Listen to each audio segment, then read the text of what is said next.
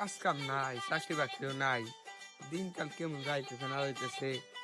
চাকরি বাকরি হলে ভালোই হইতো, দিনকাল ভালো কাটতো। দেখি কোনো চাকরি বাকরি পাইনি।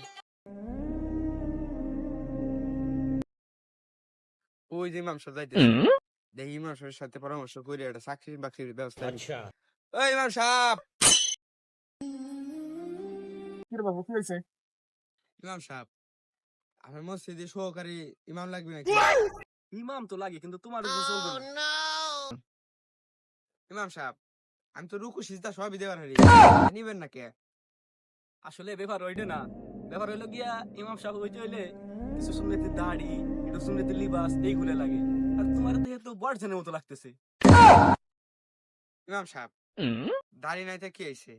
আমল আকলাক ঠিক আছে। আর পাঞ্জাবির কথা কইতেছেন, ওটা আমি বানাই নেব। দেখেন যেটা ব্যবস্থা আর বাড়েননি। ব্যবস্থাটা করা যাবে না, ঠিক আছে, কিন্তু হাদিস কোরআনের ব্যাপারে কি জানো তুমি? ইমাম সাহেব, ও নিয়ে আপনি চিন্তা করেন না। আমি 1 2 100 দামাত গুনতে পারি, আর আলিফ বা তাসা সব পারি। আরে চলবে না, সমস্যা নাই, আমি ওই একটা দিন দেখি।